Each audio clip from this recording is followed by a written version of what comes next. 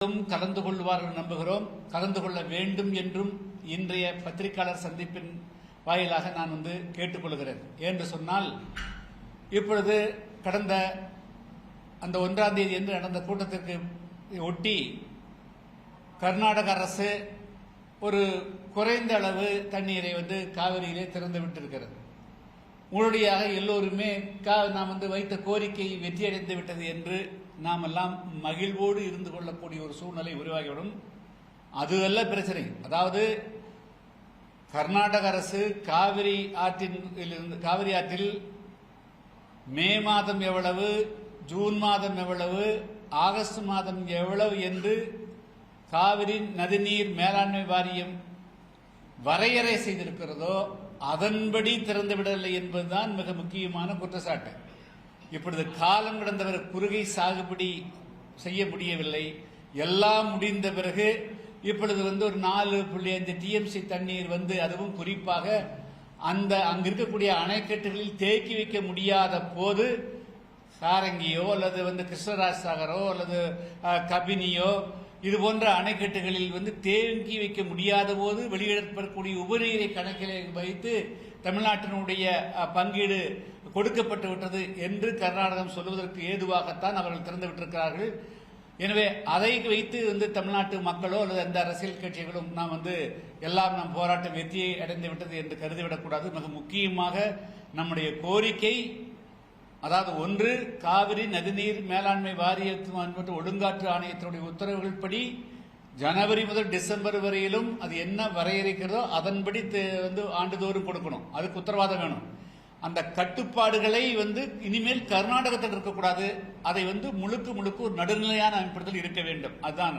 இரண்டாவது, எந்த ஒரு சூழ்நிலையிலும் மேகதாதில் அணை கட்டுவதற்கு அனுமதிக்கக்கூடாது. அதுக்கு மத்திய அரசு உத்தரவாதம் அளிக்கணும். எனவே இந்த 2 முக்கியமான கோரிக்கைகளை முன்வைத்து தான் ஆகஸ்ட் மாதம் 7ஆம் தேதி நாளை மறுநாள் வெள்ளிக்கிழமை மதியம் 2:30 மணி அளவில் ஆர்ப்பாட்டம் நடைபெறுகிறது. அந்த ஆர்ப்பாட்டத்தில் எல்லா அரசியல் கட்சிகளுமே கலந்து கொண்டிருக்கிறார். தொண்டர்களும் திரளாக கலந்து கொள்ளவிருக்கிறார்கள். அதுதான் அந்த செய்தி கொடுப்பதற்காகத்தான் இன்றைய பத்திரிகை சந்திப்பு நடைபெறுகிறது.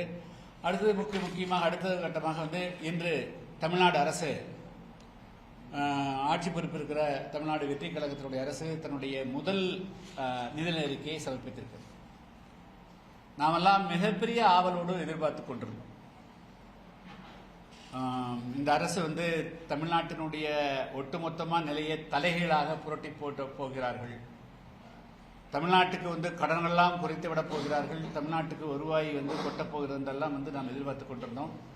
அதே போல கடந்த தேர்தலில் பல உத்தரவாதங்களை இன்றைய மாண்புமிகு முதலமைச்சர் விஜய் அவர்கள் தமிழ்நாடு வெற்றி கழகத்தின் தலைவராக இருக்கிற போது அறிவித்திருந்தார். குறிப்பாக கன்னியாகுமரி சென்னை வரையிலும் பேருந்திலே இலவசமாக பயணிக்கலாம் மகளிர். இன்னைக்கு அது வரை இந்த பட்ஜெட்டில் சொல்ல.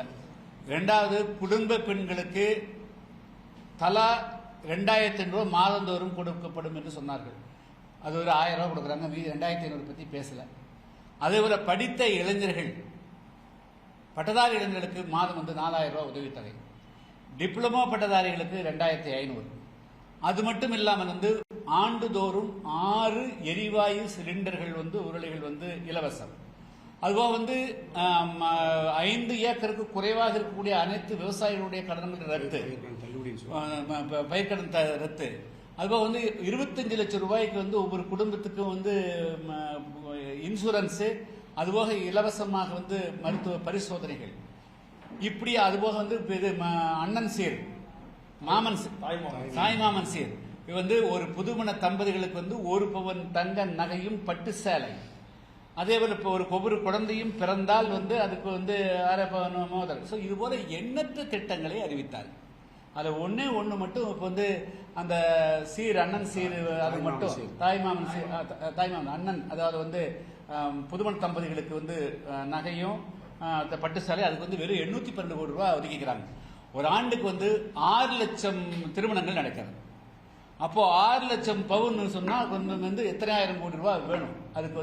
அதுக்கு உண்டான நிதி ஒதுக்கப்படலை. 6,000 கோடி ரூபாய்க்கு மேல இன்னைக்கு ஒரு பவுன் 1,06,000 ரூபாய்க்கு மேல இருக்கு. அப்போ 6,000 கோடி வேணுங்கிறது வெறும் 812 கோடி ரூபாய் ஒதுக்கிக்கிறாங்க. ஸோ இது போல பல ஃபிளாஸ், பல குறைபாடுகள் இருக்குது. இந்த அரசு வந்து ஒரு நல்ல வாய்ப்பு கிடைச்சது, ரொம்ப அற்புதமாக செய்வாங்க, பிரமாதமாக செய்வாங்கலாம் எதிர்பார்த்தோம். ஆனால் ஒரு பட்ஜெட்டுங்கிறது விளையாட்டல்ல. அதுக்காக வந்து மெனக்கிடணும், கஷ்டப்படணும், திட்டமிடணும். ஆனால் கிடைச்ச வாய்ப்பை வந்து அவர்கள் சரியாக பயன்படுத்தலை. அந்த பட்ஜெட்டை தயாரிப்பதற்கு வந்து அதிகமாக வந்து அவங்க சிரத்தை எடுத்துக்கொண்டதாக தெரியல. சும்மா சாதாரணமான வரவு செலவு கணக்கை ஒப்படைத்திருக்கார்களே தவிர ஒரு தொலைநோக்கு பார்வையோடு 5 லட்சம் இளைஞர்களுக்கு வேலை வாய்ப்பு கொடுப்பதற்கு உண்டான திட்டம் எங்கே இருக்குது? வேலை வாய்ப்புக்கு இளைஞர்களுக்கு இல்லை. இன்ஃப்ராஸ்ட்ரக்சர் கட்டுமானங்களை உருவாக்குவதற்கான எந்த திட்டத்தையுமே காணும். 2 மிக முக்கியமானது. ஸோ அது மாதிரி வந்து பெரிதாக எதிர்பார்க்கப்பட்டது ஒன்று தேர்தல் நேரத்தில் அறிவித்த அந்த திட்டங்களும் அமலுக்கு வரல. இளைஞர்களுடைய எதிர்காலத்தை வந்து கட்டியமைக்கிறதுக்கு உண்டான வேலை வாய்ப்புகள் வந்து எந்த திட்டமும் இல்லை. அதே போல கட்டுமானங்கள் இன்ஃப்ராஸ்ட்ரக்சர் டெவலப் ஆனால் தான் வந்து அடுத்த தலைமுறைக்கு கொண்டு போக முடியும். அதுக்குண்டான திட்டங்களும் இல்லை. ஒரு சில திட்டங்களை வந்து கொஞ்சம் அறிவிச்சுக்கிறாங்க. அதாவது ஏஐ, ஆர்டிபிஷியல் இன்டெலிஜென்ஸ் அறிவிச்சுக்கிறாங்க. அதுபோல சில திட்டம், அதே போல வந்து ஜிஎஸ்டி வந்து இப்படி வந்து பேசுகிற, அதாவது வந்து நேரடியாகத்தான் போய்த்தான் சமர்ப்பிக்கணும் அப்படிங்கிறது பல வராமலே சமர்ப்பிக்கலாம் என்றெல்லாம் கொஞ்சம் பண்ணிக்கிறாங்க. மற்றபடியா ஒட்டுமொத்தத்தில் அவர்கள் இந்த வாய்ப்பை சரியாக பயன்படுத்தலை. இந்த பட்ஜெட்டை தயாரிப்பதற்கு வந்து இந்த அரசாங்கம், இந்த அமைச்சரவை சரியான ஒரு கவனம் செலுத்தலை, ஃபோக்கஸ் பண்ணல அப்படிங்கிறது தான். அவங்க கஷ்டப்பட்டிருந்தா இந்த பட்ஜெட் இன்னும் கொஞ்சம் சிறப்பாக வந்திருக்க முடியும். கடந்த ஆண்டு போட்டதுவே பல திட்டங்களை வந்து கடந்த ஆட்சிகள் செய்த திட்டத்துடைய பெயரை மட்டும் மாற்றி அறிவிச்சுக்கிறாங்க. பெருசா எதிர்பார்ப்புகள் வந்து நிறைவேறல. அதுதான் எங்களுடைய கருத்துங்க. கேள்வி இருக்கா சார்? அந்த பற்றாக்குறை பட்ஜெட் போட்டுருக்காங்க, 6000 கோடி பற்றாக்குறை பட்ஜெட் போட்டுருக்காங்க. பிளஸ் அது கடனும் திருப்பி செலுத்த போறதா சொல்லியிருக்காங்க. ஸோ இது வந்து பட்ஜெட் இன்னும் கொஞ்சம் கஷ்டப்பட்டு இருக்கலாம் அப்படின்னா ஏதாவது நிதி ஆலோசகரோட சேர்த்து பேசியிருக்கலாமா? இல்லை அவங்க என்ன அதாவது வந்துங்க, முதல்ல தமிழ்நாட்டினுடைய பூகோளம் நல்லா தெரியணுங்க. பிரைமரி என்ன வருமானம்? அக்ரிகல்ச்சர் வருமானம், கால்நடைகள் வருமானம், மீன் வளம் வருமானம். இதெல்லாம் எந்த இடத்துல என்ன பொசிஷன் இருக்குது? விவசாயிகள் வந்து இப்ப வந்து டெல்டா தான் வந்து பிரைமரி ஃபுட்டு. இப்ப குருவை அடிபடி போச்சு. What will happen? அப்ப வந்து நம்ம வந்து சாப்பாட்டுக்கு வந்து வேற மாநிலங்களை நம்பி இருக்க வேண்டிய முடியும். அரிசி விலை கூடிச்சு. ஆச்சா 80 ரூபா வந்து 150 ரூபா ஆயிடுச்சுங்க. ஸோ அப்போ இதுல கவனம் செலுத்த இந்த 3 மாசத்துல உட்கார்ந்து இதெல்லாம் கவனம் செலுத்திருக்கணும். அது கவனம் செலுத்த தவிட்டாங்க. அப்ப வந்து தமிழ்நாட்டினுடைய என்ன வருமானம், போக்கஸ் எதிலிருந்து தமிழ்நாடு வந்து ஜிஎஸ்டிபி வருது, தனிநபருடைய வருமானம் எதிலிருந்து வருது? சில நாடுகள் வந்து வெறும் தொழிலிருந்து மட்டும் வரும், சில சர்வீஸ்ல வரும். நம்ம நாடு இன்னைக்கும் வந்து பிரதான வருமானம் அக்ரிகல்ச்சர் தானே, மீன்வளம் தானே, கால்நடைகள் தானே. அப்போ அது வந்து போக்கஸ் பண்ணல. அதுக்கு உண்டான அவங்க வந்து ஒர்க் பண்றதுக்கு யாருக்குமே வந்து ஒரு சின்ன கவுன்சிலரா கூட, ஒரே ஒருத்தர் தவிர பாக்கி ஒரு கவுன்சிலரா கூட வெற்றி பெற்று அரசு நிர்வாகம்னா எப்படி அப்படிங்கறத அனுபவம் இல்லாதனுடைய விளைவுகள் தான் இந்த மாதிரி நடந்திருக்கிறது. அதே போன்ற பள்ளிக்கல்வித்துறைக்கான நிதி குறைக்கப்பட்டுள்ளதா? ஆமாங்க ஆமாங்க ஆமாங்க. பள்ளிக்கல்வித்துறைக்கு நிதி குறைக்கப்படுவது என்ன மற்றும் மாணவர்களுடைய எதிர்காலங்கள் பள்ளிக்கல்வித்துறையில தான் இருக்கு. பள்ளிக்கல்வித்துறையில நிதி குறைக்கப்படுவதை எப்படி பார்க்கணும்? இல்ல, அவருக்கு அது கொஞ்சம் டீட்டெயிலா போடுங்க. கடந்த 5 ஆண்டுகள், கடந்த 10 ஆண்டுகளில் எந்தெந்த இனங்களுக்கு வந்து எப்படி ஒதுக்கப்பட்டது, எதுல குறைச்சிக்கிறாங்கிறது பார்த்து வர சொல்லலாம். பட் அதெல்லாம் குறைச்சிருக்க கூடாது, கூடியிருக்கணும். ஒப்பீட்டளவில் இப்போ ஏறக்குறைய 4,67,000 கோடி ரூபா வருதுங்க மொத்த பட்ஜெட்டு.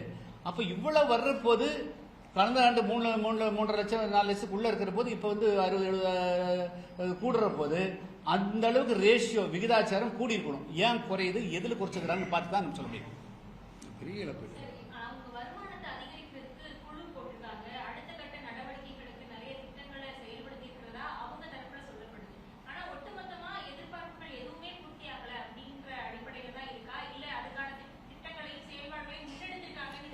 ரோடு மேப் காட்டணுங்க. அதாவது வந்து நாங்க இப்படி போறது இங்க புறப்பட்டிருக்கிறோம், இந்த ரோடு இன்னைக்கு வந்து வருமானம் குறைவா இருக்குது, வருமானத்தை இதுல இருந்து அதிகரிக்கிறதுக்கு திட்டம் இருக்குது அப்படிங்கிற ரோட் மேப் காட்டுற திட்டத்தை காமிச்சுக்கணும்ல.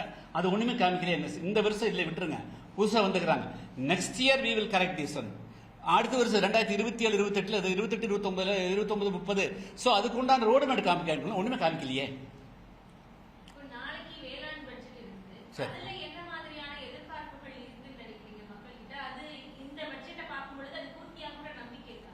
இது எப்படி இருக்க முடியும்? இதனுடைய ரெப்ளிகேட் தான் இருக்க முடியும். திருப்பதி கோயிலில் கொண்டு போய் வச்சோன்னு அது டபுள் ஆகாதுங்க. திருப்பதியில் கொண்டு போய் பட்ஜெட் விட்டு கும்பிட்ட உடனே பல பேர் வந்து சொல்லுவாங்க, பெட்டியில் வச்சா இது வச்சு எடுத்து கொடுத்தா 50,000 வச்சா 1 லட்சம் ஆகும். ஆகாது. அப்படி பட்ஜெட்டுடைய வருமானம் ஒன்று தானே ஆச்சா.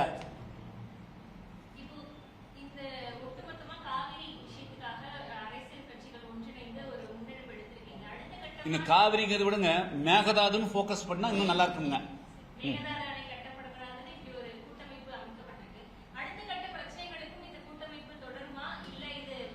இல்ல, டெஃபினட்டா தமிழ்நாட்டினுடைய ஆதி முதல் அந்த வரையில் இருக்கக்கூடிய எல்லா விதமான பிரச்சனைகளுக்கும் எங்களுடைய கூட்டமைப்பு வந்து நாங்க அது செயல்படுங்க. மக்களுக்கான எல்லா விதமான பிரச்சனைகளுக்கும் நாங்கள் கையில் எடுப்போம், அதை நோக்கி பயணிப்போம்.